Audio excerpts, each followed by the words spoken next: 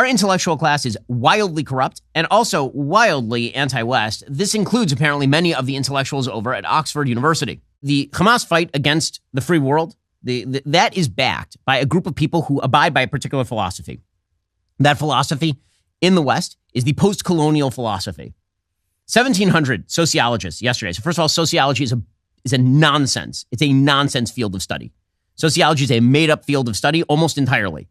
There are some good sociology books that have been written, but as a field of study, it is a mishmash of absolute garbage, stupidity, and some interesting insights. That's what sociology is. But 1,700 sociologists, including signatures from professors at Harvard, Yale, Princeton, Oxford, Brown, Berkeley, signed a letter in solidarity with Gaza and the Palestinian people. And here's what they write. And again, this says the whole thing. Quote, sociology as a discipline is rooted in recognition of relationships of power and inequality. As sociologists and human beings, we unreservedly condemn the latest violence against the Palestinian people in Gaza and the West Bank at the hands of the Israeli regime. By the way, the entire thing does not mention at any point what Hamas did. At any point in the entire letter. It is several paragraphs long. It is 2 pages long. No mention whatsoever of Hamas initiating this by murdering 1,500 civilians. At all. Instead, what is the justification for their siding with the Palestinians and with Hamas? By the way, for all this talk about how the Palestinian people, they don't support Hamas. The people all over the world, they don't support Hamas. I just have a question. Where are the protests against Hamas in the Arab world? Where? Have you seen them? Anywhere? At all? Bueller? No, I didn't think so. In any case, here is what the sociologists say. Quote, we join people around the world who are raising their voices in protest of this assault on human life. As educators, it is our duty to stand by the principles of critical inquiry and learning, to hold the university as a space for conversation that foregrounds historical truths and that contextualizes this past week's violence in the context of 75 years of settler colonial occupation in European empire. Okay, I mean, they're just saying the quiet part out loud right there. 75 years, you may notice, does not date you back to 1967. It dates you back to 1948, the establishment of the State of Israel. They're saying Israel must be destroyed. Israel must be destroyed because it is, in their words, a colonial outpost. Israel must be destroyed because the West cannot be allowed to exist in any form, even in indigenous form, in the Middle East. It cannot be allowed, according to these people. That would be an act of colonialism, of settler colonialism. And that means that any Jew who's living in the region, in the insight of Franz Fanon, ought to be victimized by violence. Revolutionary violence is part and parcel of decolonization. These are people who not only live in the West and have benefited from the West, these are people who sit at the highest institutions of learning in the West. They're calling the war that Israel is now waging on Hamas a genocidal war, which is weird because, again, generally when you commit genocide, you don't warn the civilians first. You just kill them. You know what's genocidal? Rushing into Kibbutz Be'eri and murdering everyone. You know what's not genocidal? Warning people for a week on end to get out of an area because you're attempting to hit a military target. That's not the same thing. Our friends over at Genucel have launched a new product called Genucel 3, which works fast on your under-eye bags and puffiness. Genucel 3 is smoother, more luxurious, and it uses advanced technology to deliver complex vitamins and minerals directly to your face for instant hydration. It's basically like Gatorade for the skin. Not only has Genucel been a huge partner for the show, but we've been using them for like a decade in my family. So the first time I ever advertised for Genucel was not on my podcast. It was actually on a radio show, a group radio show that I did in Los Angeles. We got free product at the time. We started using it. We've been using it ever since. The new Genucel technology keeps your skin looking young and healthy for years to come. The Genucel Fall Classics package, it also includes a jawline treatment for a more firm neck and jawline. It includes that Genucel anti-wrinkle moisturizer and deep firming serum. Head on over to Genucel.com/Shapiro for extra discounts on this amazing fall package. Get your skin ready for the cold and dry weather. If you don't look and feel your absolute best, you'll get your money back. No questions asked. That's Genucel.com/Shapiro. Again, Genucel.com/Shapiro. GENUCEL.com/Shapiro to get started. The October 15th tax deadline has just passed. I know many of you might be dreading the stress of filing those taxes. Well, filing your taxes can be a long, excruciating process, but if you don't file, you're going to start to pile penalties on your tax debt. That's why you need to check out Tax Network USA. The team at Tax Network USA has a track record of success. They've reduced tax debts for numerous clients totaling over $1 billion.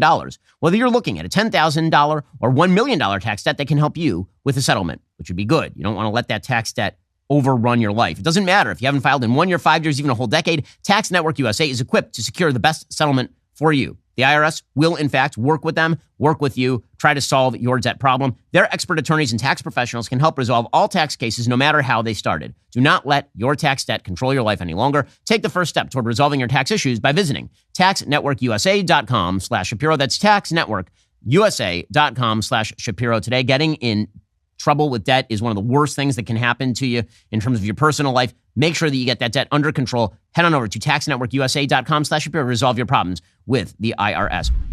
They say this stance follows in the tradition of the civil rights movement, anti-war and anti-apartheid protests of decades past. Aligning ourselves with these freedom struggles, we call on all of our colleagues to stand in solidarity with Palestinians and against settler colonialism, imperialism, and genocide. And this letter is so revealing because this is really what it's all about. The same people who believe that Israel is a colonial settler imposition believe that the West is entirely colonial settler imposition, that the West ought to be dismantled, that the West is an imperialist structure because it's supported by things like capitalism and free markets and free movement of labor and free speech. Those things are bad. They are settler colonial movements that must be destroyed from without or from within. That is what this is all about, which presumably is why these higher educators are, for example, at Oxford, now going to debate a motion on Thursday calling for, quote, intifada until victory. A motion shared with Oxford members of the University and College Union reportedly states that the branch believes that, quote, only a mass uprising on both sides of the Green Line and across the Middle East can free the Palestinian people. Both sides of the Green Line would mean violence inside Israel. Right? The Green Line, for folks who are not versed in Middle Eastern politics, that would be the territory held by Israel before the 1967 Six-Day War initiated by the Arabs. They're saying that they want violence across the Middle East in order to, quote unquote, free the Palestinian people, which would amount to what? Destroying Israel, obviously. This apparently says, quote, that the war is a direct consequence of decades of violent oppression of the Palestinian people by the Israeli state. Again, it's all the Jews' fault. And it goes on to say it is the duty of the international movement of workers and youth to support this struggle. And they call for a socialist federation of the Middle East and intifada until victory. That's what this whole thing is about. That is what this whole thing, and they're just saying it out loud. So you wonder why Queers for Palestine, which makes no sense. And I know there are a lot of people on the right who are puzzled by this. Why are there a bunch of people with trans flags marching alongside people who would behead them at the first available opportunity? Why?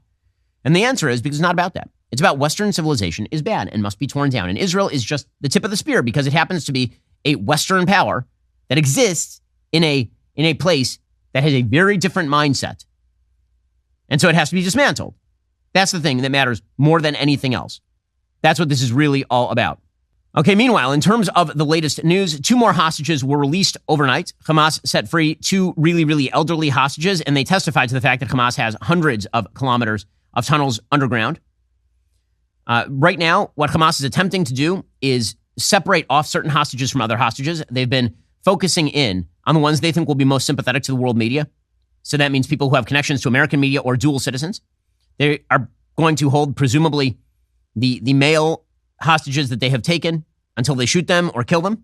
That is their goal. And they're going to try to get the West to basically put pressure on Israel for a ceasefire. That Israel will just pretend that the terror attack didn't take place if the hostages come back. And Joe Biden, unfortunately, because he is no longer with us, he's making sounds like that. So here was Joe Biden being asked about a ceasefire yesterday, and what in the world is he talking about? Is the U.S. supporting the hostages for a ceasefire deal? Why did you? We should have a ceasefire. Not a ceasefire. We should have the hostages released. Any evidence? Like, what is it? What is it? He says, first he says, sure, we should have a ceasefire. Then he's like, no, we shouldn't have a ceasefire. Then he's like, well, maybe we'll get the hostages home and then we'll talk about a ceasefire. Or maybe a ceasefire would benefit Hamas, which is why they are calling for one in the first place. Are you tired of the lies and the twists of the mainstream media talking points? Yeah, me too. Join me in my newest series, Fact, where I dismantle and bring truth to this tiring mainstream agenda.